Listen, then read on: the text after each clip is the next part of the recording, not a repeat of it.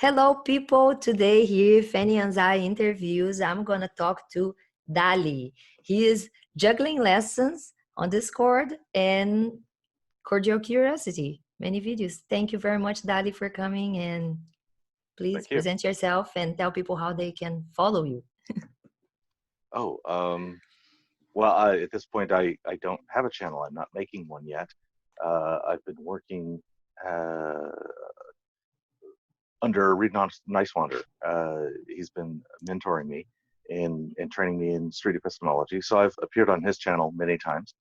And most of my public presence these days is on Discord, maybe on the street epistemology Discord server, and things like that, especially during this quarantine time. I've been spending a lot of time interacting publicly, doing street epistemology. Yeah, you have several videos in Cordial Curiosity. So it's more like go check Cordial Curiosity. I have had Reed Nicewander here, and we're going to have two conversations with Dali. Today, we're going to talk about the Cordial Curiosity and his career in street epistemology, training and everything. And tomorrow, we're going to talk a little bit of more hot topics and sexuality, conversations on LGBTQ and everything around poly and more. So let's talk about the street epistemology approaches in Cordial Curiosity. Dali, please, how many videos or approaches you think you have done in there or related to SE? I was surprised at how many it was. You asked, I sent you a series of links, and I think I sent you something like 10 of them, and I was quite amazed that there was that many separate videos of me doing street epistemology online. I was surprised. Yeah, there are quite a lot. So you don't have a track of that yourself. You just give to I Reed don't and have a he YouTube upload. channel. Yes, I've been training under Reed. He's been mentoring me in this process of getting better at public street epistemology rather than just the theoretical or text-based version of it. And it's been going really well. So I haven't had to set my own stuff up. I haven't had to get my own equipment. You're just talking to me on my phone, and that is something I'm planning to do because my voice is apparently helpful. So I'm going to make my voice available.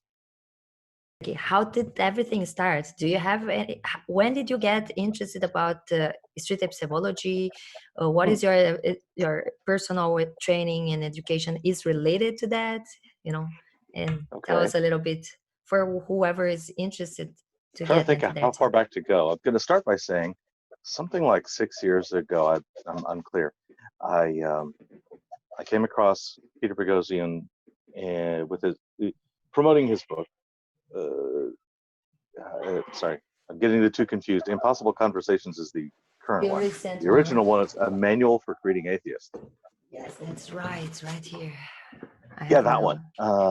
And I read it about that time, and it did not hit me well at all. I didn't enjoy the first book very well. It seemed very dry and theoretical, and it did not convince me that this was a worthwhile path.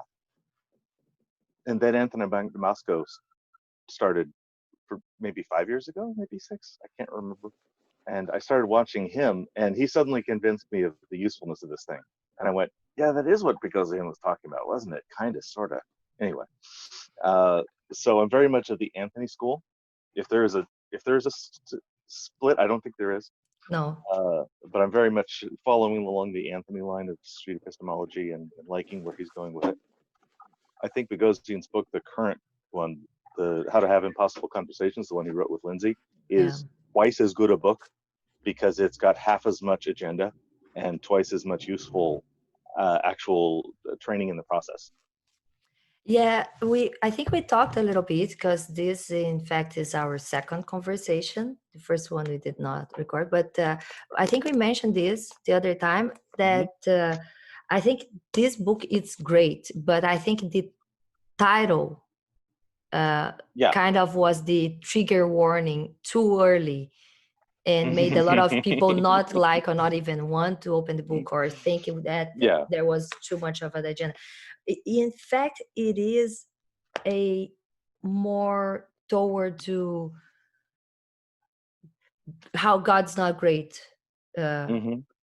in the sense of the agenda of presenting arguments against Mm-hmm. religions.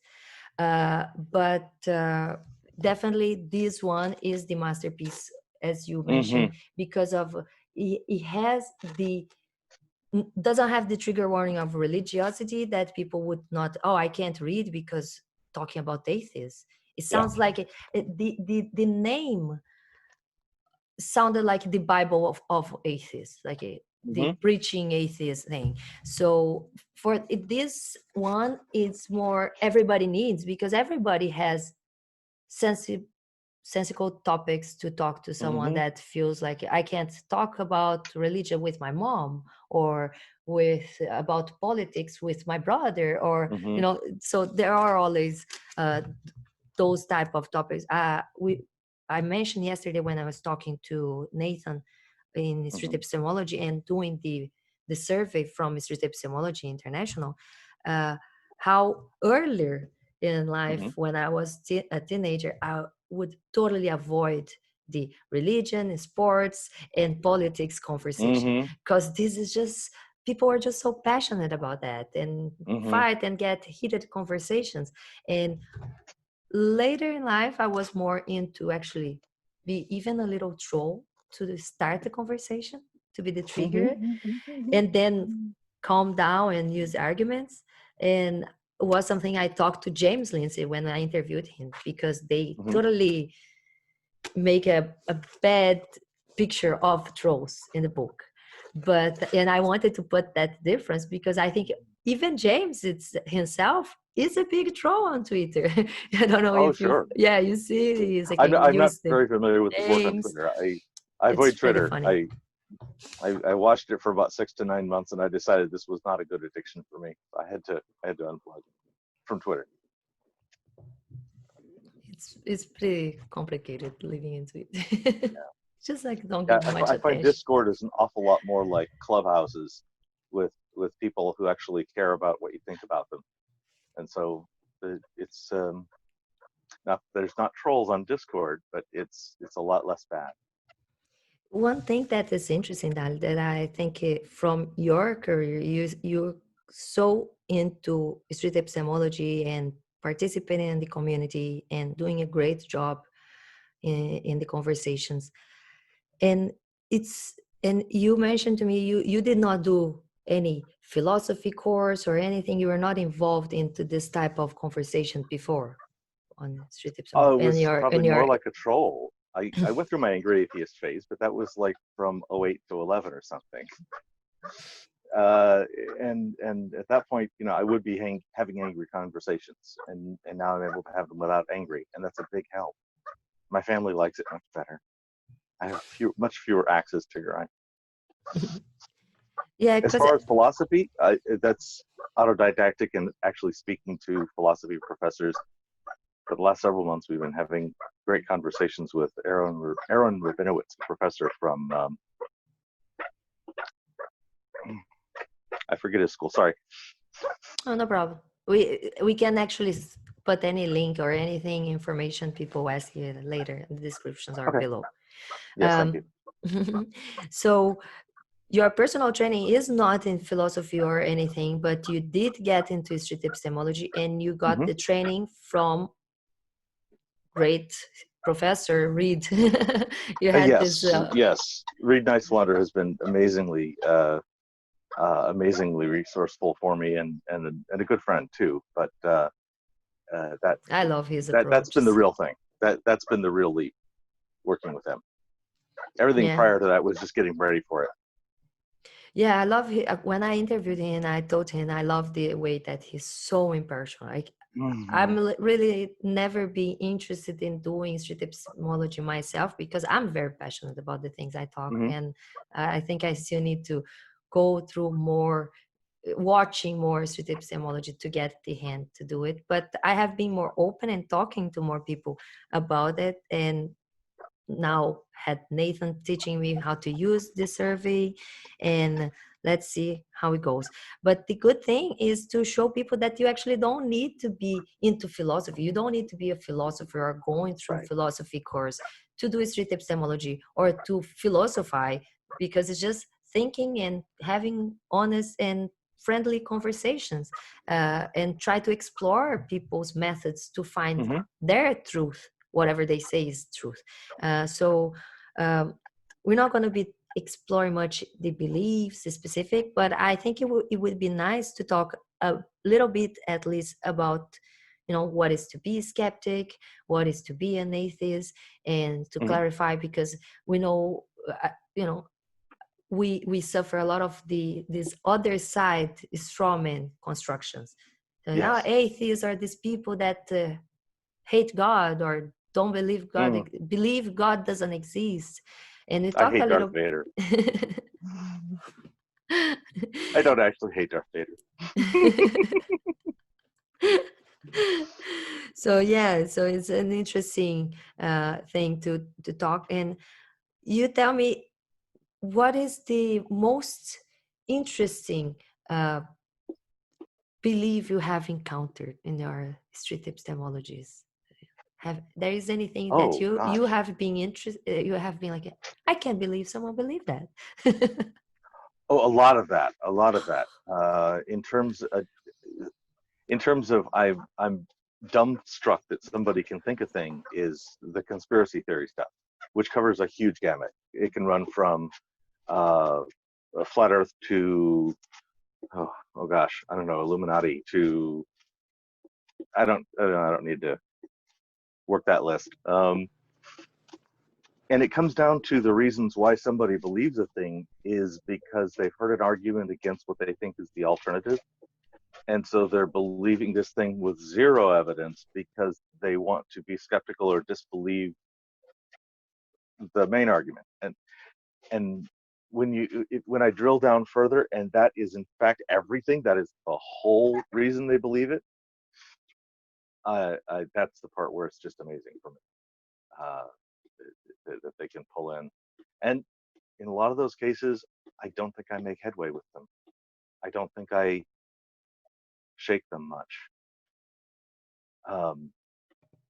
There was a lady I knew for many years who ended up being a flat earther, and I engaged with her on the topic as much as she wanted to talk to me about it for about 2 years before I gave up and said, I can't keep it going. This is like a weird addiction of you trying to talk me in and me just standing here going, I hear you, but you're not giving me evidence like that. You're not giving me any reasons yet. You have not actually succeeded in convincing me of even one fraction of your argument. Nothing. And that was so strange. So in a street epistemology way, I would learn to terminate that conversation when the timer goes off. Say thanks, good, and hopefully I don't do them any kind of disservice or harm by taking them that far in. Yeah. That's discovery is stuck, doxastically stuck. Oh yeah, the doxastic closure people, and that is one of the hints in the book as well, to know when to walk away. It's very important.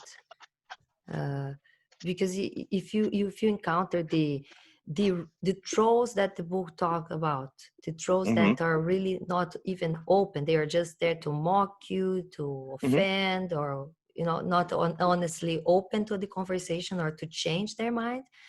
Or even like the people that, like you said, doxastic closure, they do not see how they are not open to change their mind, and they're going to be sitting there waiting you to talk something, to say something. They are not even listening to your argument, and they will just wait for you to finish to present, to deliver their message. And you need to know that's like, oh, that's not going to progress in any good way. So you have to know when to walk away. Would you have some hints for people that would like to want to learn more and eventually do some street epistemology, where to start, go to Discord, follow Anthony Magnabosco, whoever? Your hints. All of this, Buzz. Yeah, those things. Let me just say, I'll make a note for myself to hand you the links for like my five or six favorite street epistemology channels. that I follow, and that's not an exclusionary list. That's just the ones I can manage to keep up with. And of course, that's no, I'm not going to try to iterate it right now. Links in the description. Now, the next thing is definitely come to the Street Epistemology Discord on any of Anthony Magnabosco's videos, and probably read Nice Wonders, the Cordial Curiosity stuff. In the description, you'll find an invitation to the Discord. And that's about 2,500 or so people that are mostly very serious and open and interested in learning this practice. It's really the clubhouse where we learn and teach each other and practice with each other. And there's a huge stack of SE resources there in appropriate channels. And a lot of people who are willing to just go with you step by step, practice SE whenever you like. I think I'm one of a few hundred people that get tagged if you type @practice SE in an invitation, and so there's a lot of people who are willing to jump in and do it. I've also been working on collecting materials to do some teaching. I like teaching. Teaching is fun, and I'm right now in the process where I've gathered most of my materials that I would use in the curriculum, and now I'm trying to figure out what is actually needed between I've read a book like Peter's and watched some videos like Anthony's, and sorry, James, I wasn't leaving you out. Peter and James's book, sorry. And actually working with somebody live, talking with somebody live, and not clumsily abusing them. If there's a gap there, and I'm trying to figure out if there is right now, and in the last month or so, I've not been finding any. So it might be that my goal of teaching is just to do the one-on-one, and I might not need to put a class in. It might already be ready. Haven't determined that yet. I'll let you know in a few months. That's really nice. I'm interested to watch everything. The conversations and the teaching was really nice. Yesterday, we had the conversation, me and Nathan, that he has a channel on street epistemology and has done more than 200 surveys on that survey on street epistemology international. Wow. We had, and that takes like 45 minutes to go through that thing. That's great. He usually, his technique, what is very interesting, he taught me, is like he handles the survey, the paper to people, let them mark, and then he take notes when they give him back, and will only approach the things that they would disagree, or that he disagrees on his method. So he would have his own in his mind, and he would go through and ask them how they interpreted the question and explore a little bit more the question. We had done, I don't know how long we spent yesterday, a few hours together, talking about the survey and doing it together. So I have mine here. Let me share with you. And it was pretty fun. Ours is very close, what he told me.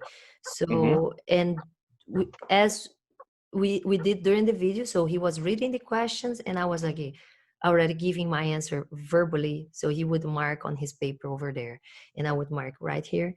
And I would just say like, oh yeah, sadly agree, or sadly disagree, or strongly agree.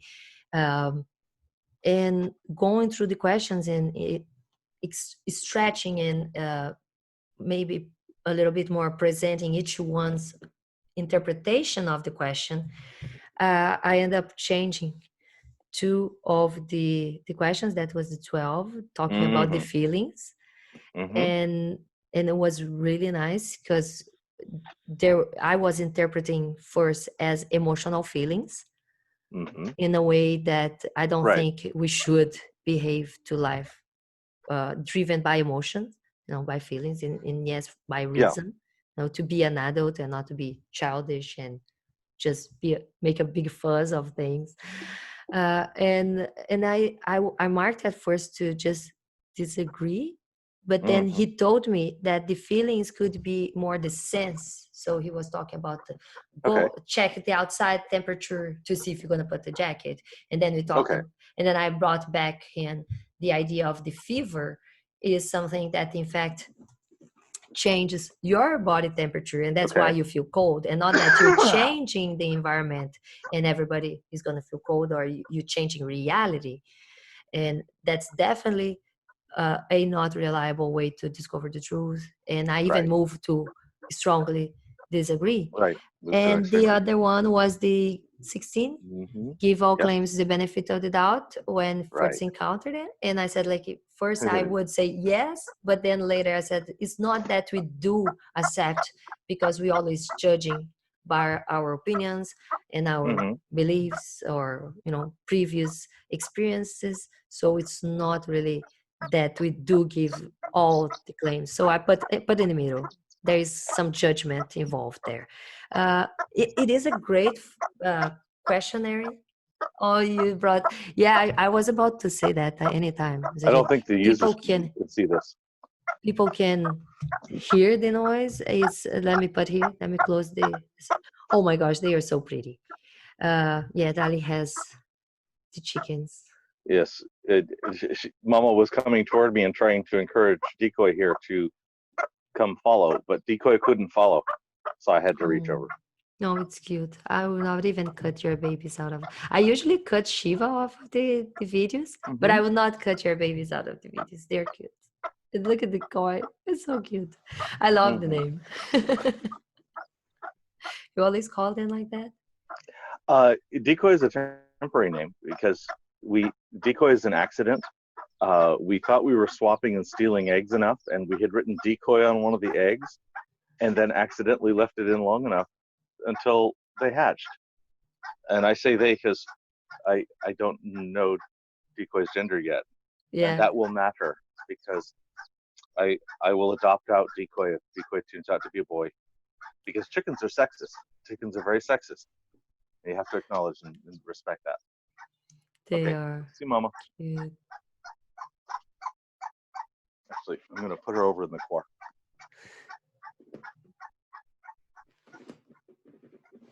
I am back. Oh, no problem.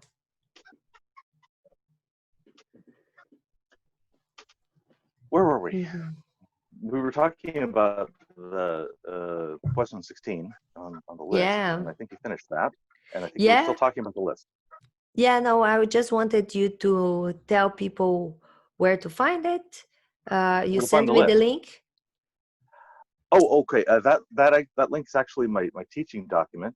The list can be found in the SE Resources tab. Oh, it can also be found on their website. Of course, that would be the most obvious place. Here on the bottom, I think it's streetepistemology.com. Yes, that's it. The streetepistemology.com, and you can go to the site and drill down through resources. I can like pull a it up little and make link sure. here. Yeah, good. That's better. Yeah. So also gonna find the link on the description below on the video. Okay, video description. No problem. I'll put other links. You send me some, and we're gonna do it.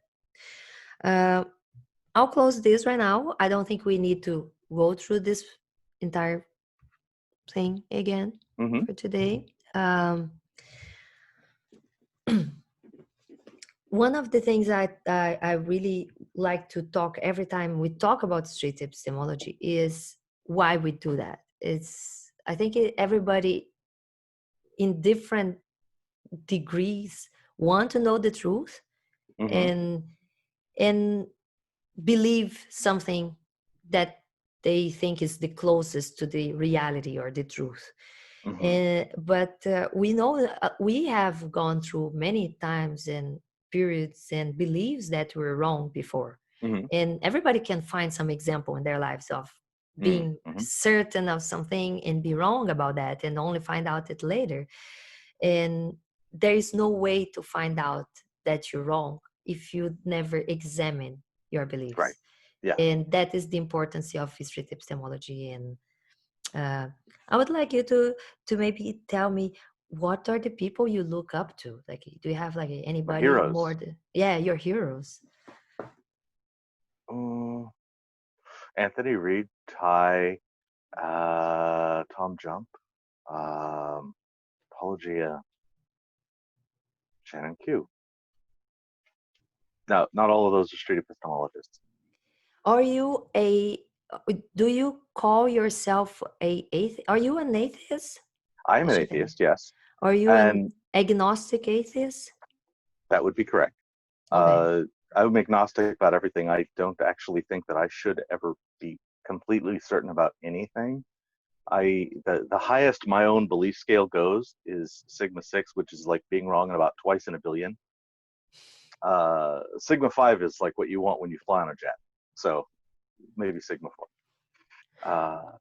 So I don't think perfect certainty is good about anything. As far as an atheist goes, I like Tom's jump sort of idiosyncratic definition of I believe there are no good reasons to think there is a God, which is kind of a different form than usual. Usually it's an opinion about whether a God exists, and I am firmly convinced that a God very probably does not exist. There's some kinds of gods which I throw all the way to Sigma 6 because their descriptions conflict with themselves, like multiple omnitypes. But there's the most generous definition of God that I could grant, probably is about Sigma 4 against maybe 1 in 15,000 chance.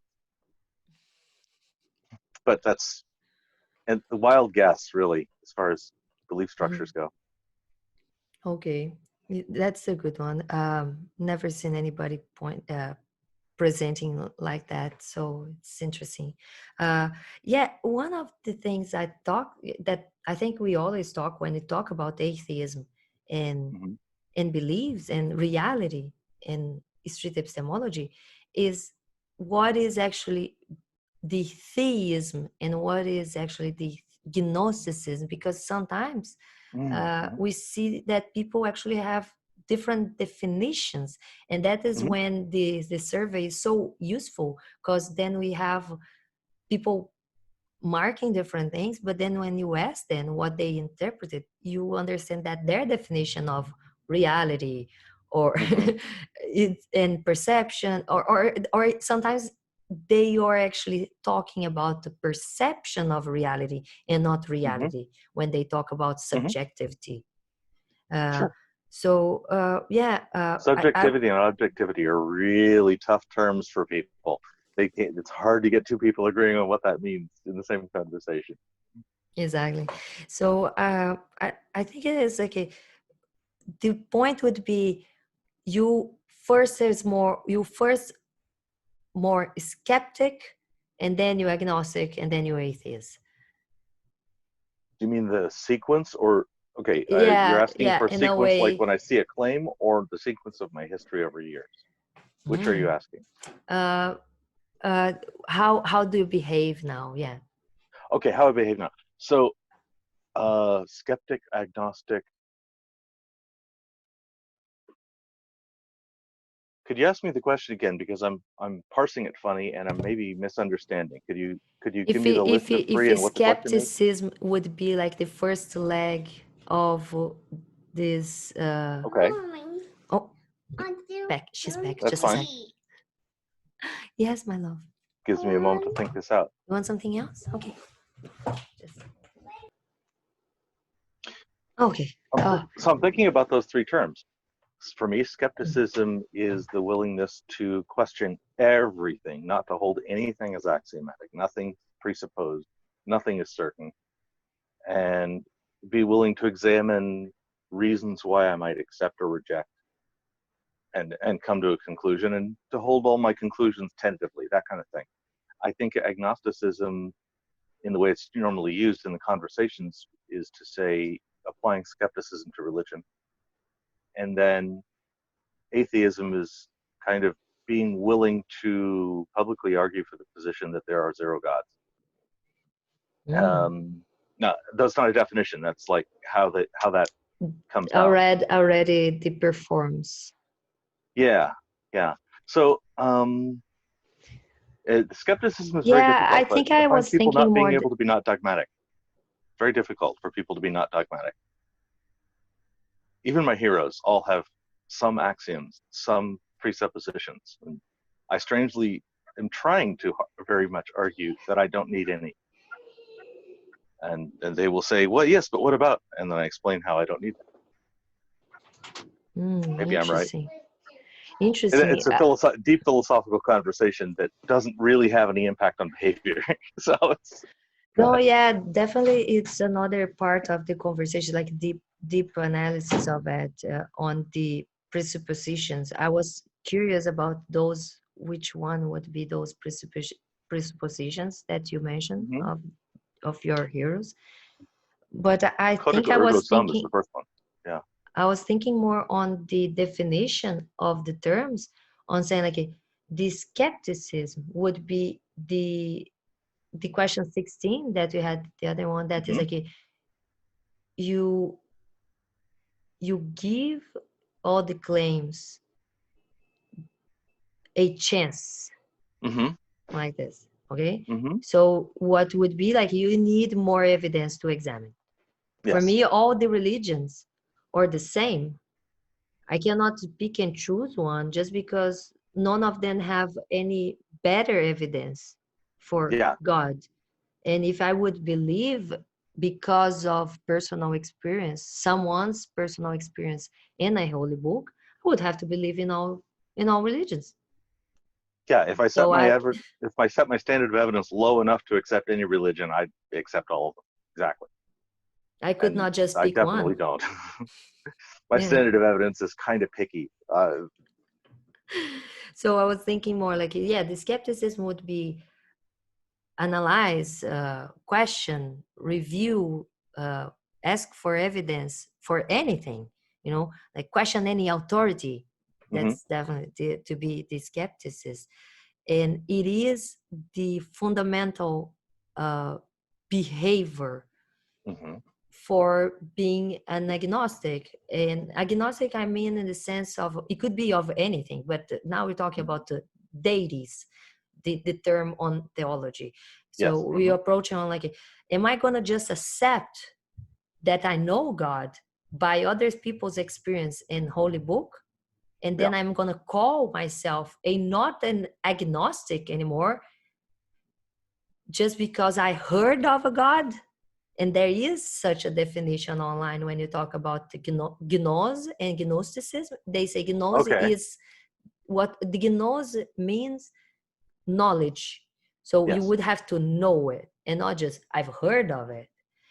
It's more like you have to Right. Right. experience it. But the personal experience that religious people have is something that they cannot link and prove that Yes. came from that specific creator or God.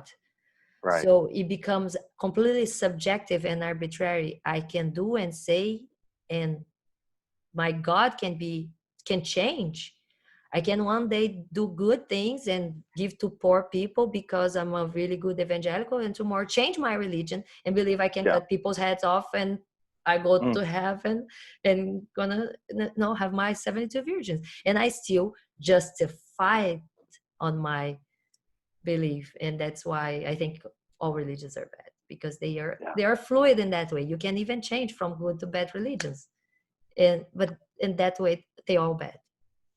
The argument that I've heard of a thing and I know a thing and therefore I know it to be true says that I'm certain that Spock is from the planet Vulcan. But neither one of us believe it. But we both know it. Do you, maybe you don't. Are you familiar with Star Trek? Yeah. Okay, Spock is from Vulcan. Would you Yeah. agree that that is a fact? Wow. But not real? That's the same thing as if I've heard of a It's a god and therefore but I know a god. No.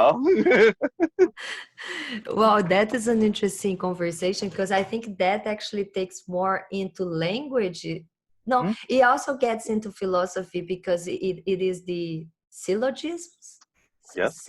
Yeah, or sophisms. I don't record proper those names. Syllogism is when you have proposition, result, or I I studied conclusion. philosophy when I was like in high school. I don't. Yeah, a long time ago, and it's just a format. Doesn't matter. Yeah, it was literature and philosophy. The same professor would give, and there were those those.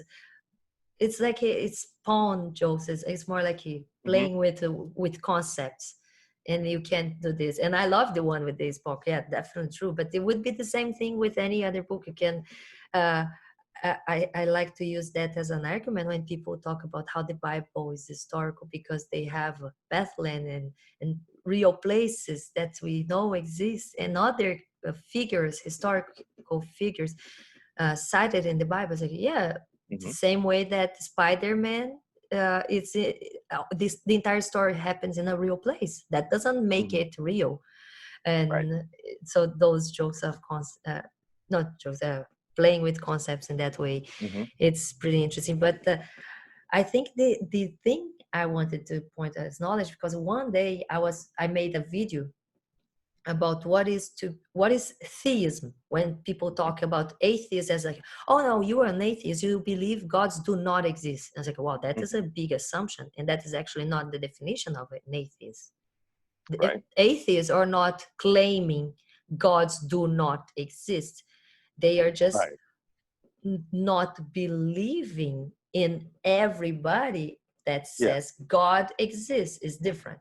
And I had a really hard time to sometimes explain this concept to friends that would just stand in front of me. It's like, but you just don't believe God. It's like, yeah, I don't believe in It's the first God. 15 minutes of so many conversations. Oh my gosh. How do people do in 5 minutes conversation? I don't know. Yeah, it takes like 15 minutes for you to first tell them the gumballs or the tic tac thing to accept. I made this one in one of my videos talking to, I don't even remember who, was the gumball machine, but it's covered. So you come to the store and it's covered by a cloth. And there are people around saying, put your coin there and you're going to get this Christian gumball. And the other one was like, no, it's a Hindu one. And the other one is a Buddhist one. And so there are like many people claiming there are gumballs and they are their own type, the one that they got. And I'm like just standing in front of them, and it's like, okay, you all guys got some balls, apparently. And I don't even know if there is still one left there, or if there is some, you know, originally. You guys telling me that you guys got yours. Don't even have one to show me. But because they ate them. Yeah, they ate them. That's how they believe. They had the experience, you know. They said like, oh no, I put my coin, I got a ball, I ate it, it's delicious, and it's this guy, so you get it, yours. And I was like, maybe there's nothing there, maybe that was just your imagination. And they're like, no, there is, you just need to put your coin there. But they are claiming they know which one is. And I'm like, just not even believing they got something out of it. And I'm like, okay, until I can pull the cloth out and see if there is something in there and which one is, I'm not going to put my coin. I'm walking back home with my coin, sorry, on my pocket. And it is a very interesting thing, because sometimes I would like tell my friends, like, listen, it's not that I don't believe in any God, it's saying that they do not exist. And she would be, but you would have to believe in some. So if you refuse you have all to of believe them, in something. If you refuse all of them, means you believe they do not exist. It's like, yeah, I would say that I tend to not believe by the definitions what a God is. The many options of gods that do exist in the planet, and nobody has a better evidence than the other. So I end up stuck with, maybe, I don't know if I mentioned to you, my analogy to Life of Pi movie. My interpretation when I watched that movie first time was like, that boy is super smart. That is how I see religion. If I would believe in some, I would have to believe in all. And I don't know, other people just saw other things and went over other things in that movie. It has the hallucination and everything involved too. But I thought the main message was like that, was like how they all have the same value. And if you're going to believe in some, you're going to have to believe in all. Yeah, if they have the same evidentiary level, no doubt. So the atheists and the Gnostics would be, some people have presented to me the idea of like, no, you are a gnostic person. You cannot call yourself an agnostic anymore because you have heard of God. So just to have heard of God, you are already a gnostic. You have knowledge of it. And I was like, no, the knowledge is to experience it. And I have thought at some points in life that I was experiencing something as God. But as more as I learned of how reality works, physics, biology, and the body itself, I can now find that the thing that at some point at early in life I thought was God, then later I thought were spirits, and then changed to, you know, other people believe they are other supernatural beings, not even angels or demons. They are like fairies and gnomes. And I was later in life being able to answer the question of, yeah, we do pass through supernatural experiences. We hallucinate, but where is the line when we decide to, this person is crazy, we should put in an asylum? And this is okay, this person actually experienced this, and we all fine with that. Like when I start thinking, philosophizing more on that line, I was like, yeah, why we do that? That makes no sense of reality. It's not reasonable. Yeah, the feeling is real. It's a misattribution. I have a very distinct feeling that I can only get from singing in unison with people. Oh, or harmony, but I mean in time with people. If I'm singing in real time with people, I get a specific kind of feeling that I can't get anywhere else. And as a child, I was taught that was the Holy Spirit.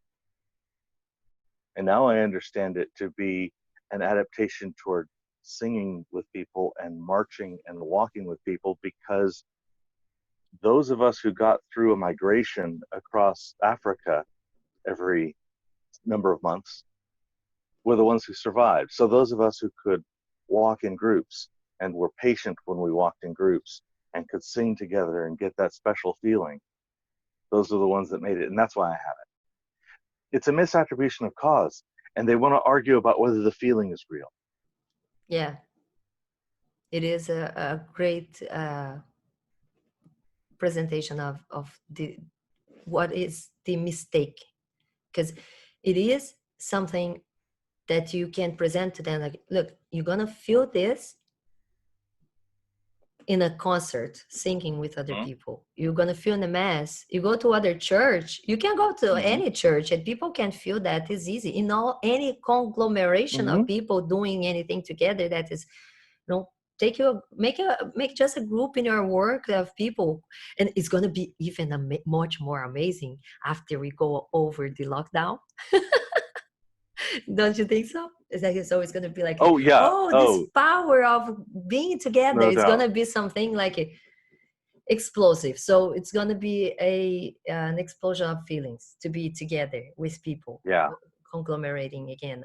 The concerts after Corona, pandemic is going to be amazing. There might be a baby boom. We're going to see that happening. We might have a baby boom. Oh my gosh. So we're going to have an entire generation of Corona boom. Yeah. Corona baby boom. Yep. And in 2039, there'll be COVID-19. I hope they don't come all germophobes.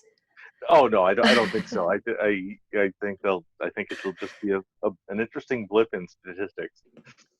This is gonna be amazing. Here were the losses to COVID-19, and here were the gains. It's gonna be like that. Yeah. I don't know. It's gonna be, there is a lot of more losses related, not direct to Corona after.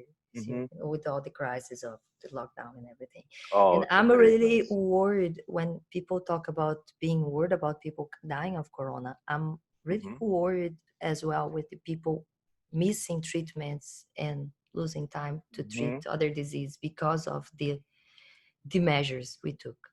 And that is something we should analyze better. Cancer patients, time is really important, and it seemed to be a voice that is kind of low, I think. Mhm. It's sad. Yeah. Questions in about Mhm. generality, beliefs and Yes. encounters. I think I kind of like asked you a little bit about this, but is there any was there any more annoying, difficult people to talk in Oh, between, like a flat earthers or Jesus yeah. lovers, the I found one fellow. esoterics? I don't really get into this much because Anthony Yeah, has taught me that upon hostility, it's okay to exit. yeah. Uh, but I do tend to stick it out because I'm trying to grow as thick a skin as I can get. So I'm willing to hang in there for and try to stay calm for a long time. And there was a fellow who came on and in voice chat and uh, heard I was talking something about loving Goodell. This is about mathematical theory. It's not important. It's Okay. just a philosophical position. And he began to argue that I should not take that position and I was being irresponsible and spreading misinformation. And it was this thing with just letters and this other thing, and it was one of these classic compounding the claims. Every time you ask for a definition, you get three more undefined terms. Uh, and and I just kept calmly saying, okay. He says, well, why aren't you accepting it? I says, because you have not convinced me. All I've heard is a few letters. I don't have time to check it.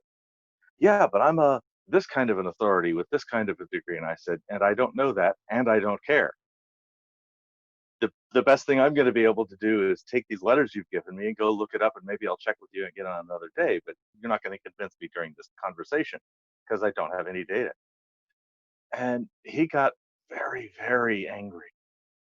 Um, and in that one, I didn't actually get to show how I would dismount because another friend of mine who was listening got angry back at him, and they just started yelling and screaming at each other from Australia to Europe. I mean, what are we doing there? This is great. Just yelling at each other about whether or not this is a good conversation. And I said, okay, bye bye. I see you later. And is that annoying? Yeah, it was completely unproductive. But it was a good example of it actually probably helped me to write a Steelman piece that it'll be published soon. It's in editing about how to defeat street epistemology, and it takes the theist's position and argues their reasons and how to effectively avoid street epistemology. Yeah, I listened to a preacher who was attacking street epistemology and who did a pretty good job of defining it, and then his whole advice to his congregation was just to, if somebody gives you a scale of 0 to 100, you should make them define what every single number on the scale means, from 70 to 71, from 30 to 32, stuff like that. And to avoid it by attacking the scale, which is like the flimsiest thing you can get rid of. In street epistemology, oh, the scale, no, that's just so so maybe we could see if you changed your mind at all. That doesn't matter. Uh, so I wrote an article that has 11 better ways than attacking the scale to defeat street epistemology, and I wrote it in the theist tone. So Oh, interesting. it's written in reverse tone. I'm curious. I'm curious Yeah, to read it. uh, When is as that soon coming out? as I think it's the next entry in the street epistemology blog on the street epistemology website. Right now, Anthony's working on editing it, and then I'll re-record it. That's So really it's nice. in production, and I'd be happy to share with you an advanced copy. That wouldn't matter, but it'll be on the blog like next week or something. Cool. That's really nice. So people go check it out. Yeah, it's nice that you brought Anthony many times. Anthony was the first person of my all my idols list Mm-hmm. that I talked online. Mm-hmm. And unhappily, because it was my first meeting that I Mm-hmm. got, I did not record. I was just excited at Oh. this point. My channel was just me talking to the camera. Mm-hmm. And I was really interested in street epistemology and more into getting into Peter Boghossian, because I was reading the book. I was waiting for the book. And I was really into talking of the grievance studies, because I was talking about the NoFap movement myths and pseudoscience studies produced into their site to try to Sure. tell how masturbation is bad for people. Mm-hmm. So it was very related to the grievance studies. So I was waiting for the book. I was really trying to have honest conversations about people and how they get into these conclusions, because I wanted these people to analyze other factors on the abyssiness of fapping that would be the reasons that would make them feel better, and not really the not fapping. So I wanted to know how to approach better and how to make it possible to talk about such conversations, because also about critical theory, many people would attack me saying that I could not talk about the subject because I'm a woman, because I don't have opinions. So only men can talk about masturbation for some people. Some people believe that. And some of them even believe that women do not masturbate. So it was a lot of things to talk to these people. It's a lot of myths, it's a lot of misconceptions. and I was really into trying to talk to people reasonably about those things and try to attack critical theory and attack grievance studies. So I sent an email to Peter, to Anthony Magnavoso first, and say like, can we talk? Can I, And we had like an hour conversation, and was me presenting my career, my path to there, and him telling me things and giving me context, and me asking him about. I had actually questions, because when he said like, yeah, I'm gonna talk to you, I sat down and decided like, as fan, what I would like to ask him. So I made a list of questions about street epistemology and his videos, because I had to watch several videos. I followed him since 2012, I think. Or is that too early for his channel? I don't know, but I think so. And that sounds right, but whatever. Yeah, and I always follow them together. So I read this book that 2013. I read, I think, this book, and I watched. At this point, I was like I did not even have a YouTube channel. I used to watch, just go to YouTube and watch Anthony's videos.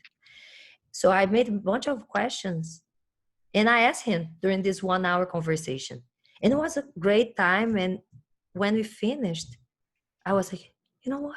I'm not gonna even remember this moment as later in life. So I should have recorded, and was when I decided that I would go after other people, because he gave me other contacts. He gave me Reed's contact. He gave me other Tyrone's contact, and the Let's Chat. And then I started talking to these other people. It's like, you know what? I'm gonna start recording those conversations. Not just because I want to rewatch and remember, but maybe there is some value on these conversations for other people to just watch, I'm sorry, today she's really into coming back. Yes, baby girl, what is that? Doggy now. Oh, you want to show with doggy now? Oh, I'm sorry. Okay, take your time. I'm gonna have to clip a few times this video. Oh, indeed. So masturbation can be very, very dangerous. Keep your nails smooth. Wash your hands. Keep your nails smooth. Masturbation can be horrifically dangerous. Keep your nails smooth. That's right. I was like, what is he talking about? Okay. That's right. There are a lot of details. And I think I'm going to end up making a video. No, sorry. I think I'm going to end up making a channel. This morning I thought of this. I think it's going to call Fap and Healthy. Oh, good. Yes. Fap and Healthy. Is it fapping or fapping? Is it I don't know if I do like or IN with an apostrophe? I don't know if I'm gonna do FEP N with the E, Ah, healthy, like okay. to FEP and be healthy. Yep. But then I summarize like that. Yeah, I need a name. I'll make a video. I will make an entire channel just on fapping, I think, Mm-hmm. and giving them instructions how to do it. Because some people Good. came to my Mm-hmm. video and said like, what you're doing is fap explaining. Fap-splaining. Excellent. Yes. Good. Good. And I was like, no, fap explaining would be me telling people how to fap, and that's not what I was doing. I was just saying like, fapping is not bad for you unless you do too much and you do exclusively. So get a girlfriend. Yeah. And yeah. How much is too much? Too much is to when replace you don't do things that are good for you. Right? No, When you don't have regular sex. Yes. When you don't have regular sex or you don't do your daily routines because you just. Yes. Me. Oh my gosh. Wow. That was loud. I just got a video call from family, and his father lives in the land house, and so when they get on speakerphone, they talk to each other. So it'll get them started talking. That is awesome. And she was just showing me a kitten that we've got kittens right now. He's handsome. Where is he? He's right there by you? Yeah, let me grab him. Yeah.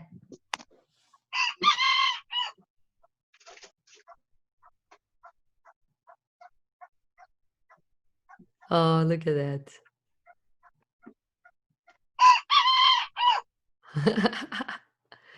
Hello, handsome. Look at that. He's got something on his beak. He's got to clean his beak. Oh. Mm-hmm. Yeah, I had chickens in Brazil. They are amazing. I used to love taking pictures of my rooster. He would climb the guava tree. So I could see him through the window and take the best pictures. Amazing. There's my pretty boy. He needs his beak trimmed. He doesn't do as good a job as the girls about keeping his beak ground down, so we have to do it for him. Oh. Yeah. How did you start raising chickens? You just love animals in general? Why chickens in specific? I started with doves when I was young, and then I got another flock of doves maybe 10 or so years ago. And then the rest of my family wanted to get regular laying hens. And we got those, and I was so surprised because the chickens were so much more socially intelligent. So, I mean, order of magnitude more socially intelligent than the doves. So I ended up adopting out my flock of doves and loving on the chickens. And then a neighbor of ours was moving out and couldn't take his bantams with him, and offered the bantams to one of my wives. And she said, yes. And don't tell anybody until I sneak it up, and we were all fine with it. It's like, yes, of course. That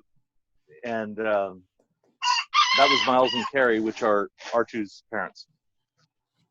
Now you keep just having more and spreading them around. Well, yeah, I let Carrie have one brood, and so I got R2 and his sister. His sister lasted about a year, and then to avoid inbreeding, we ordered in some more hens, of which this is I. Oh. And I'm not going to show you Sigma because Sigma's been the one on the little one. You saw Sigma earlier, but this is I, and she's a sweetie, or she's a sweetie girl, and this keeps us from having inbreeding. We have to get from other flocks if we're going to let them lay eggs. Don't want to have them making, because they won't be careful enough. They will make babies with their siblings if you let them. Yeah. So you have one adult male and 2 females? Yes. Okay. And that now, you want to keep the family like that? Yeah, and now I'm going to have an offspring, and I'll have to make sure that none of the eggs that come from that offspring get to hatch. If this is the daddy. I don't have an ethical problem with them having sex with their sister. I don't want to breed any of that. Mm-hmm. I see. I don't. Yeah. And I don't think it's what psychologically about bringing harmful for them. more chickens, more hens? Can you bring more? Are they Sure. fine with it? Yeah, you can have as many as you. Yeah, no, it helps. There's a real, if you bring in new hens, there's a real process. There's a lot of hen pecking and a lot of grounding that has to happen. It's not a fast process, and there can be some nastiness and pecking going on. So it really helps if you're going to bring in new ones to bring them in as small as possible, and I get to handle them a lot so that they're really friendly. And then also that way they grow up into the position rather than coming in as an adult. Try not to have them come in as an adult. Then It's interesting. Yeah, when I raised chicken, I did have one chicken one time that was packed by the others, and I had to just cut that, like I'll send it, like I'll give away the only one that the entire group doesn't like. Too bad. Yeah. If the group is large enough, there will be some omegas. There'll be somebody really down on the pecking order, and it's not great. Yeah, So the first time I becomes, actually tried to fix building her, I sold her a cloth, like a little shirt, so they would not pack her, but they would still beat her up. So I end up I end up eating her. But those chickens, you guys eat your chickens too? Not these, no. No. Whenever I get a pet relationship, part of my thing is they're never going to hit my pan. Yeah. How long do they that's live? An arbitrary thing for me.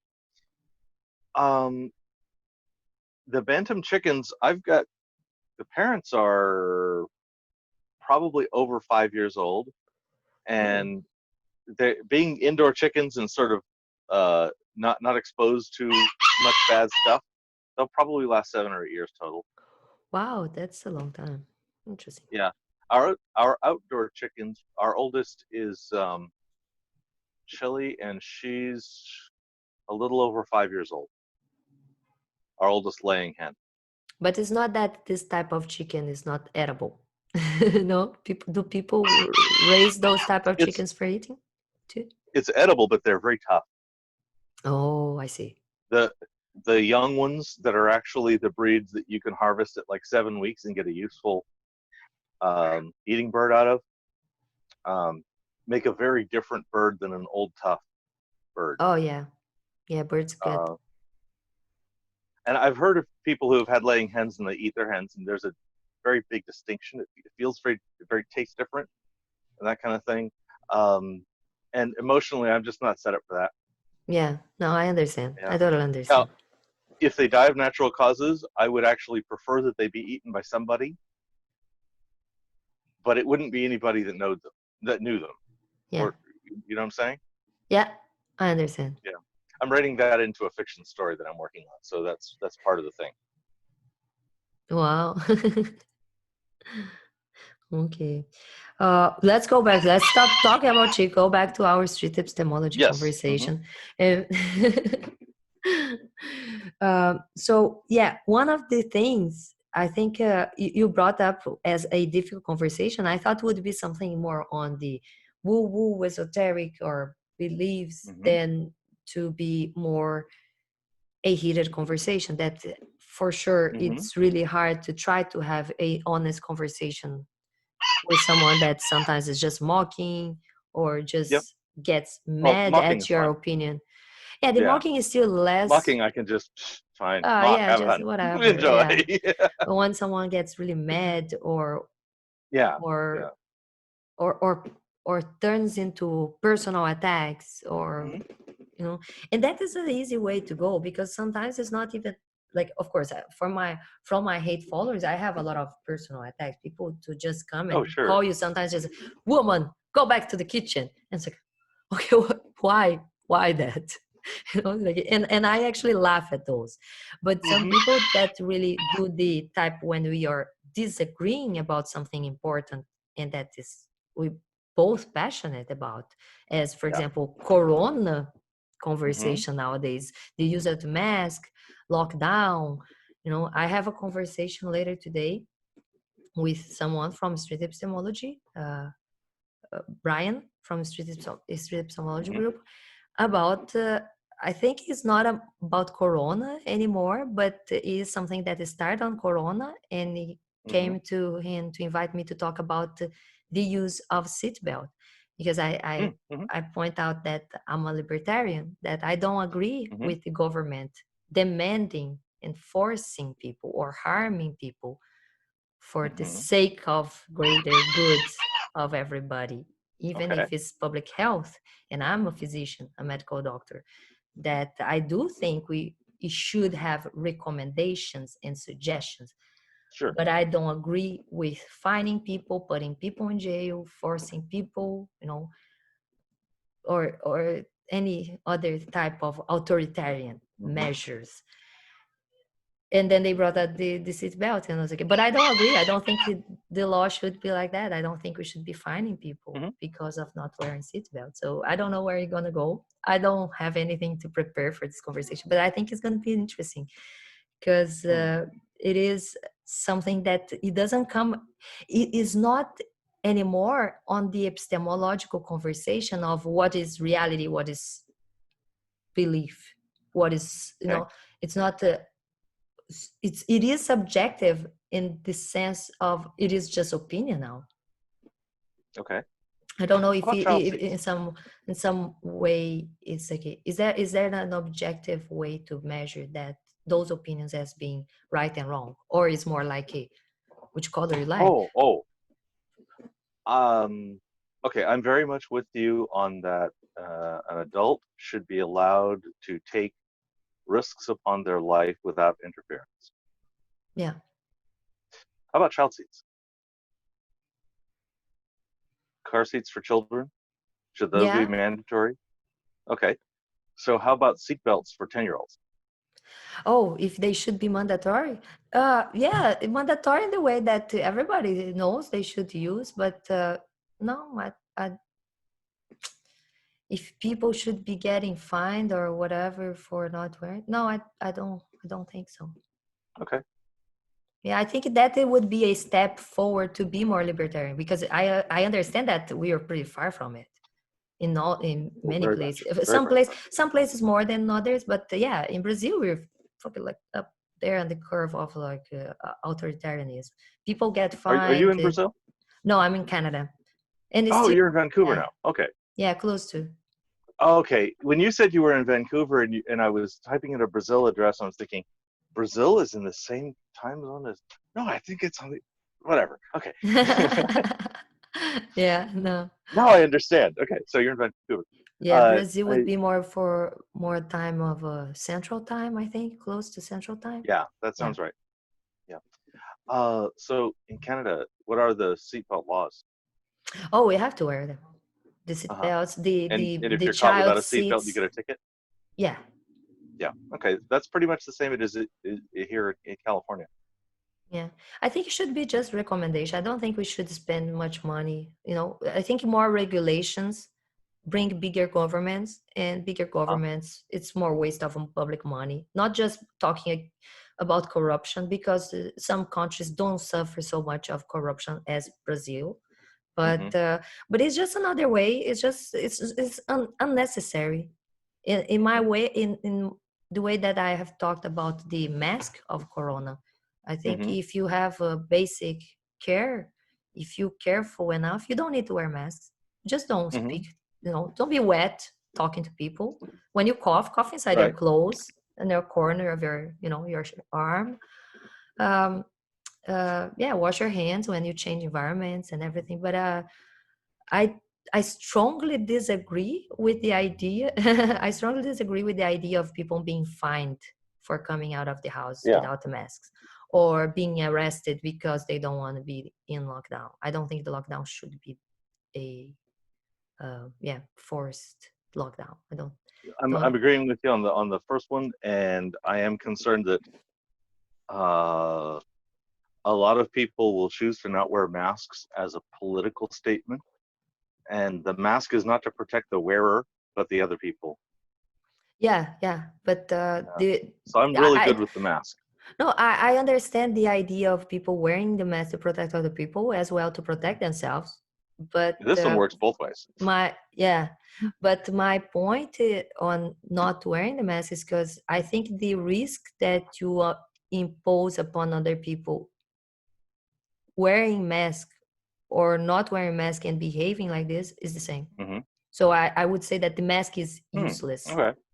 in my opinion. And that's why I was no, I don't. And not even talking about there are places, for example, in my city in Brazil, it's a small city where there were suspicious cases initially, okay, and they were tested and they were negative. So there is not even one case in the city. But if you go outside without the mask, you get a fine. And that doesn't make sense because we know that you have to you need at least one infected person to justify using the mask and protecting other people. And yeah, they are asymptomatic, but nobody's moving around, nobody's doing anything. There are no cases in the city, and they are going to find someone coming out of the house without mask. It's like, yeah, that is the government. That is the bad part of the government, when the government become it's just tyrant and want to force you to do something, and there is not even the purpose of why you're doing. It's not there at first place anymore. I'm fundamentally against fines as a punishment.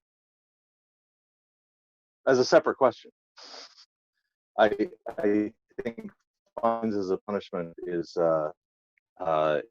invites corruption and is asymmetric. I have some friends of mine that are between 100 and 1,000 times more wealthy than I am, and it doesn't affect our interaction because we just deal with it. But if they got a fine, it would be a completely irrelevant thing, and if I got a fine, it would be a big deal. So that's asymmetric. That's not nice. That's not treating people equally. I want it to be, no, you have to go pick up trash by the side of the road for 2 days. Okay, that's a fair one. Everybody has to do that. And Elon Musk might be standing there next to me picking up trash on the side because we both got fined for whatever it was we were doing. It wouldn't matter. I'm not suggesting Elon was my friend. I would love that, but that's not the case. Yeah, no, I think we should definitely stand for freedom more. And it was funny because the conversation in this epistemology group the other day, some people got really passionate about my opinion, like on my standing on like individual freedom. Because and I said like, yeah, definitely I am standing against the mask, forced mask, because I do think the mask is useless if you're careful. And more even or the same relevance of argument for individual freedom. I don't think government should be dictating you what to do with your life. I think it should recommend, say like, hey, don't speed in this turn because it's a dangerous one. Many people get accidents in this. So put signs before, put signs after, put, right on the floor, whatever, put lights. But don't find people if they decide to go fast and run the risk. Okay. I think it's, and I understand that there is risk upon other people, but the system, our justice and legal system does not work on preventive punishing people. It should not. When you put someone in jail, you actually have to go to the trial, to the due process, and prove correlation and cause effect and show that this caused this and this is the harm this person caused, and that's why we're putting him in jail. So it's they need to justify they are putting you in jail. When you're doing preventive measures, when you can should only be able to punish somebody for actual harm done, not for acting in a way that is thought to have a higher risk of harm without harm being done. Yeah, I understand you. Yeah, in a way that we can stretch in the other way conversation, but I think it's more if you have the proof of the harm, you can put Mhm. someone in jail. It's the way that even like, yeah, this person disappeared. Can you just put someone that we think is the killer in jail? Like, no, we have to prove that he killed that Right. person. You know, that's Sure. how it works. And we have gone through this conversation for so how now we are using the law to actually punish people in a Mhm. preventive way. It's like, oh, because he can hurt someone, we should put him in jail because he went to the store with no mask and he could have the disease and he could pass to someone and someone could die from it. It's like, okay, let's wait for everything to happen. Then you prove the person that you prove that he actually went out and had the disease and contaminated someone, and then you can put him in jail later. You cannot put him in jail before, because according to this method or this mechanism Okay. of thought, we should all be living as lockdown forever, as prison in our house, because we all can Yeah. harm someone. Take We all it can far enough. involve ourselves in an accident and harm someone. We all can commit a crime. We all dangerous. We all can do good and bad. We should all be already preventively arrested. And if you don't agree with this, you just want people to die. It's like, it's funny because there is the Remy song. One of the Remy songs is a comedian. Mhm. I don't know if you have seen this. So yeah, I think I was a little bit asking you about if this type of political opinions, if you think Mhm. this is more the type of subjective opinions that don't have a way to measure with data, or we do have data, We on have one side plenty and of not, data. but yeah, but we don't have like data to measure what is the right or wrong opinion, because we have data in both sides, or we have arguments on Right. Where you draw the line is a question of how you weight your values, how you choose which values are the ones that you want to compromise on, and which ones do you not want to compromise on. And that kind of defines this political spectrum. For the most part, we all want the same things, but some of us want some things a lot more than others. You want freedom a lot more than you want, I don't know what. You were telling me freedom was a very big important thing to you, and I understand that. That I makes don't think I sense. want more freedom than I want public health. Okay. So So they're freedom and both. public health about equal. Cool. Yeah. Yeah. I remember an analysis of trying to remember who. If I remember, it'll be in the comments below. Talking about the different values that people on the left in America and people on the right in America, you can judge them on these 5 things and make a lot of predictions about where they are. And they want the same things, but they care more about some than others. And in some cases, it's concern for the downtrodden. In some cases, it's personal freedom. In some cases, I forget the list. But these kind of questions, like whether it's okay to fine people for walking around without masks, or how fast people should be allowed to drive, or whether seatbelts, these are all questions about, I think, personal freedom versus top-down authority. And I'm very anti-authoritarian. I raise my hand. You're not talking about anarchy. I'm on your side. That's where I'm sitting. But that's all. I don't think it's a right or wrong question. Yeah, it's really nice to, I like when I hear people that also stand for freedom more than for a government taking decisions, because I don't know, I think there are laws that the government role is to protect people.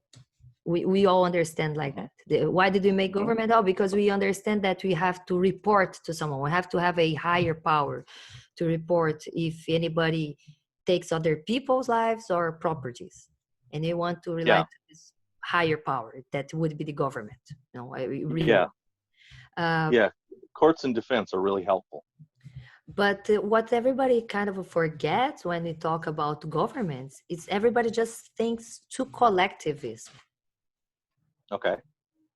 Like this collective idea agenda of the government, and it's like, no, the government is protecting the smallest minority, and who is the smallest minority? Is the individual. So it would have to be, yes, it's for the greater good, but the greater good is recommendations, not forced, because if the government impose anything to the individuals itself isolatedly, the way that the taxation works, it's actually transgressing the first principle that it should be defending, that is the individual rights. Okay. So I had conversation with Adam Kokesh. I don't know if you know who he is. Adam Kokesh, he is one of the candidates for the Libertarian Party nominee, but Jojo Sounds familiar. I'm not sure if I don't think I recognize. Yeah, he's a veteran. He's he's a veteran that is involved into politics. Recently, he wrote a book called Freedom. That is a free book. Was a banned book that he released it for free online, so you can find audiobook on Freedom, Freedom Line, I think. And I have interviewed him, and he has great ideas. So I'm very consonant to the Libertarian Party. And of course, I speak more of the United States and have talked to him because I follow him for years as well. And I think we need that in Brazil. It's one way to not be so authoritarian and walk a little bit towards to libertarianism. And we don't have anything to look up in Brazil, because even the libertarian group in Brazil, they are very status quo. They just want to take the power. It's different. You know? And even in the Libertarian Party in the United States, why I support Adam, because I believe he's the only person that is truly libertarian from the entire Libertarian Party. He would be the only person that says about dissolving the big national government and having a more localized freedom for these states, the way that United States is supposed to be. That's why it's called the United States. You know, but anyways, they had some words about that in the 1860s. It is a interesting question when we talk about reducing government, and a lot of people still standing for like, oh, but we need a greater good. And even it was interesting for me to see atheists on the street epistemology group talking about imposing things on other people. Other people. That is, for me, it lacks epistemology, because it's hypocritical to your behavior, to your beliefs, and your actions. You know, I'm on the left, and I find the left is very much split between the authoritarian and the anti-authoritarian left. And so I find a lot of leftists saying, you know, things like we should ban this kind of speech, we should deplatform people, we should a whole lot of stuff that scares me. I don't like it. I don't like deplatforming. It's funny because when I talked to Peter Boghossian, we talked about the cancel culture. These people that they actually advocate for cancel culture. And we talked about how we are so libertarians that we are not even trying to cancel the cancel culture people. We're like, it'll be fine if they want to you know, to go on the streets and say like it's okay to cancel culture. We're going to just look and say like, no, we have gone through censorship before, dictatorship. We don't want that. And I believe the freedom of speech, the beauty of freedom of speech, is like paralleling to free market. And what it would be a free market speech would be, let all the free speech go around, and people will select. The good ones will be upvoted, and the bad ones are going to be left behind. You know, they're going to not have many. Of course, they are going to have followers, but you cannot stop individuals from thinking by themselves. You know, so just let them. And one of the positions on Corona was like, look, I'm the last person to defend people going to the mass and getting other people infected, but I still defend the individual freedom of these people to go and run the risk and just be protected by the blood of Jesus the way they want, because I defend their individual right to do what they want. If they want to run the risk, or if they don't want, maybe they really strongly believe they are not running the risk. And I'm fine with that. I'm fine with people doing like, you know, I think we should decriminalize all the drugs. I'm for measures like that. Okay. Oh, but people, yeah, people die all the time. The idea of the law will stop people from doing things is the dumb part. That's why we have so many laws. We should have less, because we should recognize that the regulations do not control people. We do want to do that, but it doesn't work in that way. Yeah. If you can't define a victim who isn't the perpetrator, you haven't got a crime in my mind. Yeah. That's important. There's a very loud subgroup inside street epistemology that are vegan and wish to use street epistemology to convert people's opinions to eating only not meat. I do agree. It's one of those things where we're not censoring it. There doesn't seem to be very much pushback against it. Not much enthusiastic buy-in either. And I don't actually think street epistemology works if you say, I want to use street epistemology with this agenda. Because I think one of the core things of street epistemology is while you're having the conversation, be neutral enough that the person really is evaluating their own conclusions based on their own reasons, not based on my trying to move them into a place. And I don't know that that's the only good way to do it. I just think that is a really good way to do it. Yeah, And I don't think they'll get much traction. I love that too. Veganism would be a good conversation as well. Mm-hmm. Are you a vegan? No, I actually eat quite a bit of meat. Okay. Have they tried to convince you somehow, some way? Sure. Have you been presented by any good argument that balanced you a little bit? Balanced me. I have to eat a diet that is very, very low in carbohydrates for neurological reasons.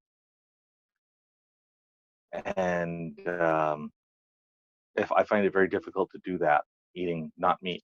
So I end up meat and dairy are the majority of my calories. I'm also very sugar sensitive, so I have to be careful about glycemic index. Can't have any potatoes or anything like that.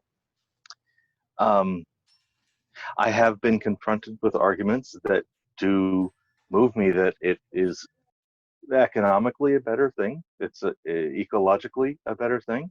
Sure, I agree with those things. And I'm I not find sure it very about the inconvenient. ecological. How does the ecological work? Because I'm not. Oh yeah. If I assume that we are pushing the limits of our caloric productivity, then if I feed vegetable protein to an animal to make animal protein and I only get a third of it back, then I need 3 times as much food grown, maybe 5 times as much food grown, if I'm going to eat an animal that has eaten food. It's just that kind of idea, and that assumes that we're anywhere near our production limit. But is that such a thing that would, like, we would eat much less grass than we would eat, or no, grass, we would eat. Yeah, we grass would certainly eat, doesn't count. no, not grass. I'm talking about green food. We're gonna eat green foods, like just vegetables, much more than we need to eat as in volume of protein of eating meat. In volume of protein, yeah. The point is, when we make animal protein, the most efficient animal we can make is about 3.5 multiplier, and that's turkey. Pigs are about 6, cows are about 13, but cows are eating a vegetable protein that we can't otherwise eat, so maybe you don't need to count that. But pigs are eating the same things we eat. Maybe not the same quality, but the same kind of food. And so it takes, if I were to eat the food directly, it's a 6-to-1 difference whether I eat food directly or eat pig after. And so it's that kind of factor that says if we are anywhere near the production capacity of the planet in terms of feeding ourselves, then eating meat is overtapping the capacity.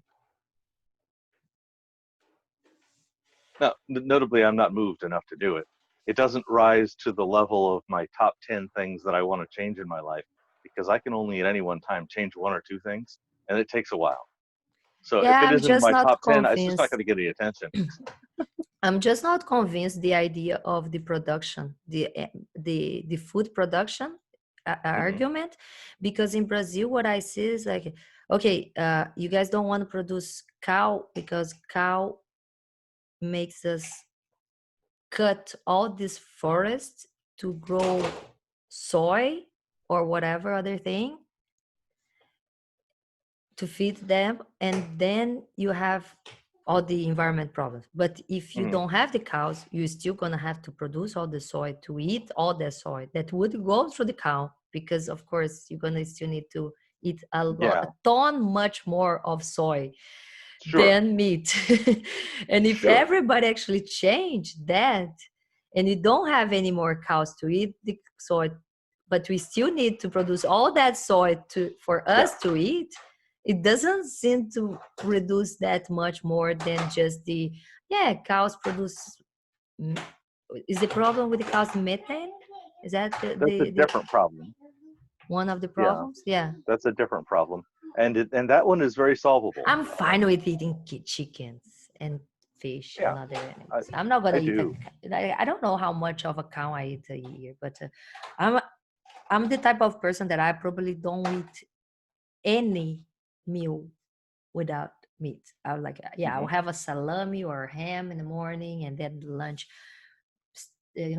Last night beef steaks, and I love those. Like in Brazil, we love barbecue. It's one of the arguments I try to talk to people against for secularism in Brazil, is because they are fine with the president saying that he is Christian and will only rule for Christians. And I was like, okay, when a Hindu comes around and say ban barbecue, you guys gonna understand what I'm talking about, secularism.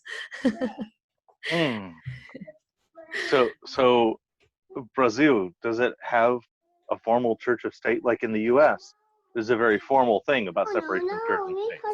In Canada, it seems like it's less formal, but it's kind of there. What's it like in Brazil?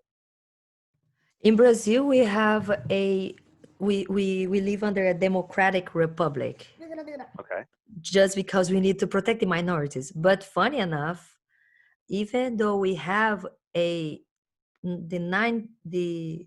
19th article of our constitution is secularism. It's talking about how church state needs to be apart, how politicians should not get any benefit or give any benefit due to religious groups. But we do have Bolsonaro that recently was elected because of this slogan. Shiva, I need you to go to the bathroom, okay? Okay, so yeah, in Brazil, we do have in our constitution the secularism, and we had Bolsonaro being elected with the slogan of Brazil over everyone and God over everything. Something like that. Yeah. I was really pissed during the campaign. Trump would love that shit. Oh. Yeah. So he won the election because he was anti-Labor Party. That was the very corrupted party that came before. It was like the same recipe as Trump, like anti-Hillary plus religiosity. Yeah, Bolsonaro was anti-Lula, anti-Labor Party, and religiosity. And because in Brazil we have 86% Christians population. Is Christian and Catholic together? When you say Christian, do you mean Protestants and Catholic? Yeah, we have Catholics and the evangelicals. Yeah.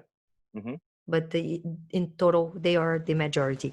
And he came with the slogan "Won," and as soon as he won, he came out saying, "I will only rule for the Catholics or for the religious people." He did not say Christians. I think maybe he said Christians, but I would say he said religious, and he said whoever is not just can't get out of the country. Wow. Yes. Oh boy. So kind of my Why do we channel need is- church and state? For these reasons, darn it. Anyway. So that was when I actually made some posts on Facebook saying, please, President, respect the Constitution, and talking more about secularism, and start making videos on the live YouTube, live Facebook live videos. I started making videos. That was just like first days of January, when he just got the power. And he said those things. I made a few videos and I started talking about atheism, beliefs, and everything. And then I got a lot of people, a backlash about. I'm sorry. That's fine. About Bolsonaro. So I started making videos on my Facebook Live. And then from the Facebook Live, I had a huge backlash. People sending me all the types of threats and bad messages and calling names and everything because I came out publicly as an atheist. I had gone through the difficult part ongoing in the private life with my friends, colleagues, and everything, but I never imagined that the public would be like that.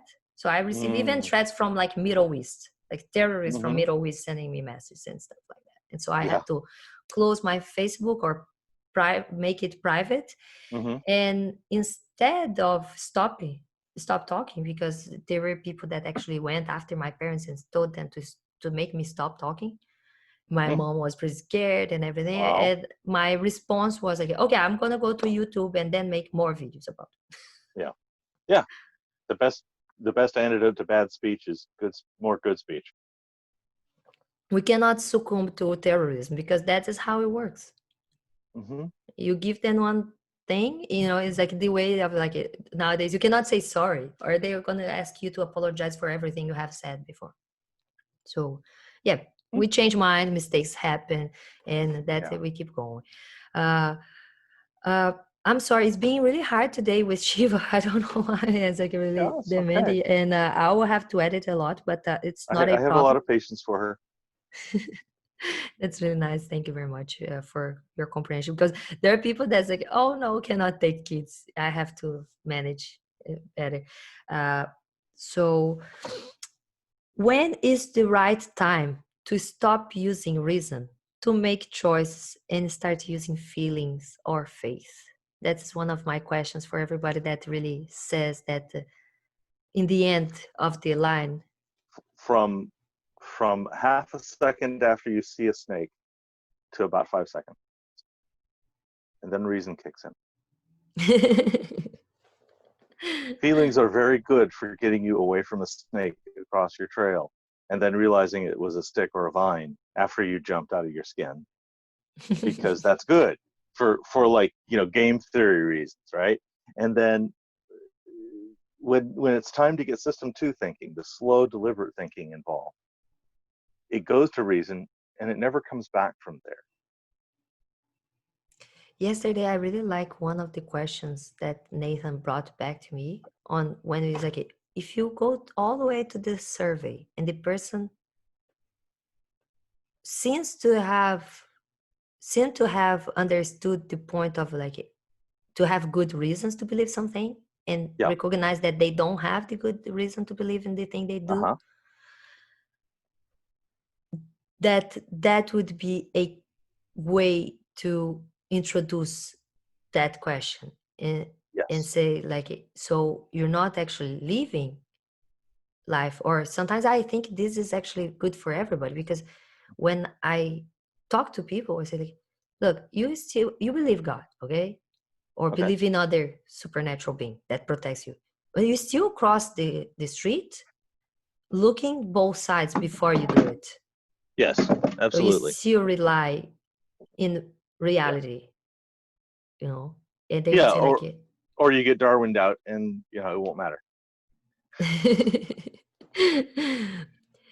I don't know. I think what you said, it is interesting, because it brings me more not by the answer as okay, because it's not you actually reasonably stop your reason and said like, I'm gonna just believe faith and feelings, because it makes me comfortable, as the way that some people say in that survey. Okay. Because that would be more like a reflex, what you mentioned about the walking around, and maybe that shade is a dangerous animal. You know, you're in the forest and you see a shade and you're like, oh, is that a bear? That those are patterns that we use as survivance, but those are more reflex and not, hey, I'm suspending my reason and believing and making faith and feeling. I don't actually have much of an answer for that question, because I try to challenge myself. It's like, which situation I would stop to use reason? And I guess would be doing your taxes. Maybe. Sorry, go ahead. Yeah, that is a good one. Like, yeah, we do that. No, maybe when if you find out you're a terminal patient and you're out of possibilities, and then you're like, okay, so now I know I cannot do anything anymore. Maybe now is the time to believe in us, to be comfortable that I'm going to somewhere. And even like that, when Nathan brought me the question yesterday of what is the best way to approach this situation, if not that, if you think like I need God or I need beliefs because they are the clutches of my life, because I work with people dying, or whatever, I have a hard time or hard life or difficult relationship in family. If those are the situations that put you into justifying your belief to be comfortable, what would be a better way to facing those situations if not faith? What is the second best option if not faith? And that I thought was just such a brilliant question, because it makes sense. Because the second option is to live real life and approach and confront your problems with reality. And yeah, that is actually the best option. That is definitely the best. I love that second best, because that means you have to expand your mind without fighting that you are saying, but this is the best. Right. What's the second best? Yeah. Right. Of course, every time you want to say, but this is better. What's this one though? What is it called? What does it look like? I love that. Yeah, it was just... I'm just having so much fun. Thank you very much for coming. I think I'm going to finish by now, because I don't know, we have talked about a lot of things. Yes. You still have the big, great questions and, in life, that the meaning of life and everything. But I would really like to invite you for a third meeting. So you maybe could approach this video that I have received as a challenge for Gotcha Atheist and Meaning of Life, for us to just... I'm sure it's not going to get any of us the questions, but I would like to have another person to maybe present different meanings of life for people, because you are welcome to give me homework. Instead of me just like telling people what is my meaning of life, we can discuss the meaning of life and have other people to even join. I'll try to invite other people for next week. Tomorrow, we're going to talk about sexuality, and I have very complex and hot topics for us to subjects for us to touch and talk about. Sure. We're going to probably point out a few other YouTubers and try to make connections, and it's going to be amazing.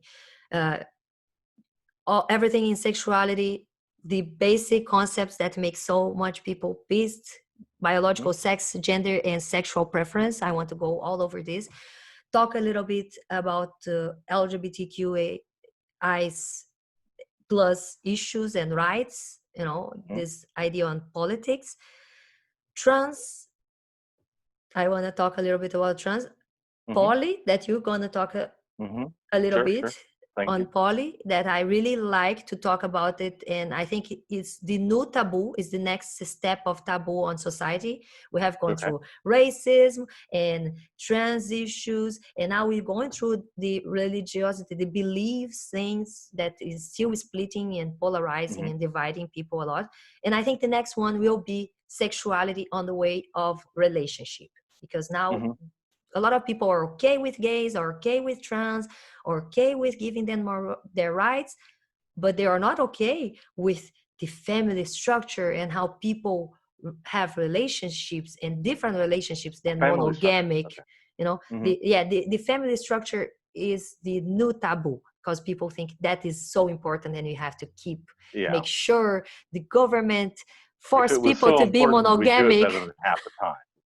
Seriously, at least half the families I know don't fit the mold. So, and I don't think that's just because I'm in a poly community. I just mean I know a lot of people who grew up with only one parent, or grew up with a different set of parents than were their biological parents, or were raised by their aunts and uncles or grandparents, or just so many different things. And if it's so great, how come there isn't that much practical difference between these people?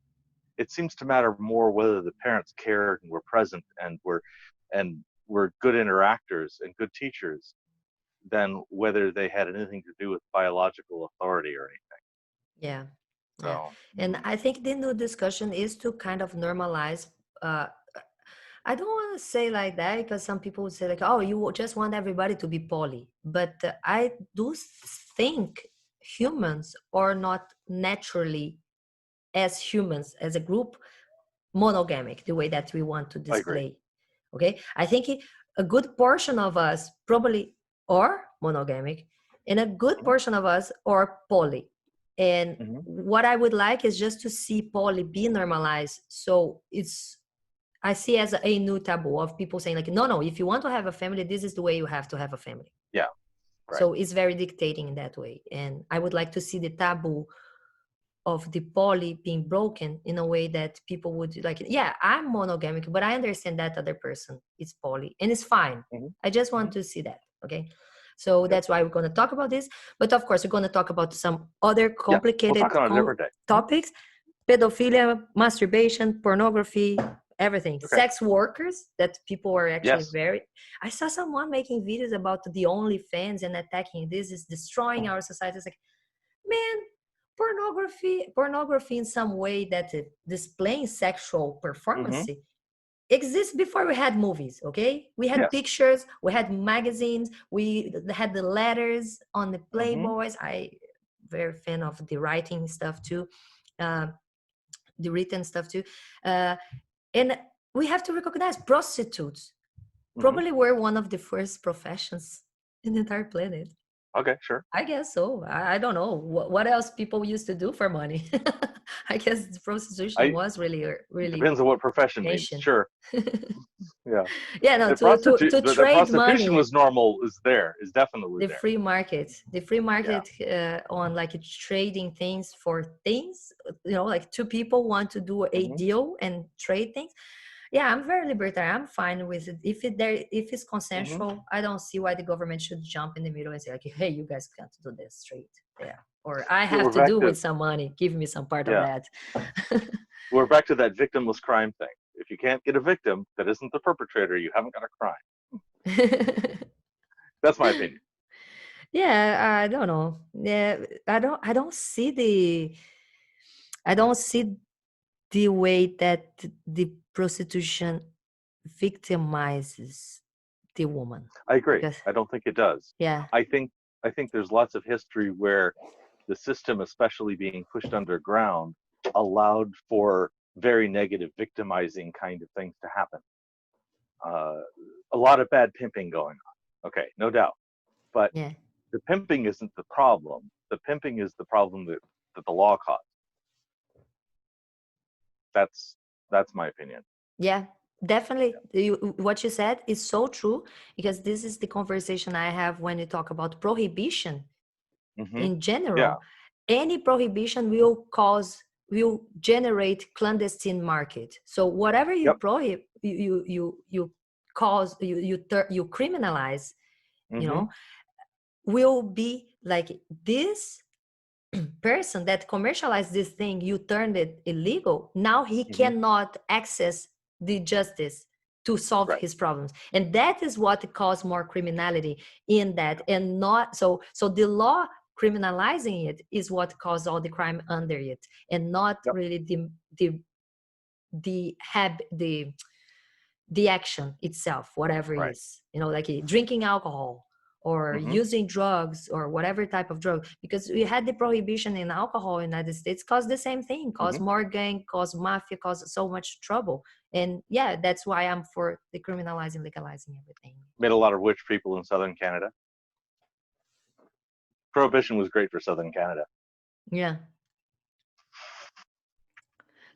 Yeah, here they also all the mafia, all the gangs were commercializing whatever was prohibited. So you can do that with whatever. Could come back if they decide to, instead of and that's my point, like the politicians in the future, if they decide to, instead of decriminalizing other drugs and giving people more rights and responsibility, if they decide to no, actually we see that alcohol and cigarettes kill much more people than all the other drugs that we have criminalized already. So we're actually gonna just criminalize alcohol and cigarettes, and would just cause more trouble, would not actually make anything better. But by the sense of protecting people, according to their own principles, they should. Because if the reason is to protect people, it would protect people, it would save much more lives, because weed, and that we can that at least this is legalized here in Canada. And I'm going to say something going to annoy people. Yeah, weed doesn't harm anybody. Actually, it's even medicinal. Has its medicinal use, and alcohol and cigarettes, kill a lot of people. So it's and I'm on the let people have their cigarettes and alcohol and their weed, and they're rather happy whatever they want, and that kind of thing. And if you're gonna have any kind of limitation like that, high school football has got to come on that list. I really have problems with high school football. I think it's a dangerous thing for kids. And how many people do you know who have an early football injury that they nurse for the rest of their life? That's not even an uncommon answer. So why do we allow this kind of thing? Why do we pressure our kids into giving up the future use of part of their body over a sport? Okay, but anyway, that's just another. Is it great? Me bringing up a nasty here. No, it's great. We're gonna have other conversations. So people check out Cordial Curiosity juggling lessons on Discord if you guys want to learn and train a little bit more on SE. Dali is amazing and totally open to have conversations about whatever hot topic and controversial subject. And check out our conversations tomorrow and much more. And Dali, thank you very much for coming. Thank you. I've enjoyed it. Okay. Bye-bye. See you next video.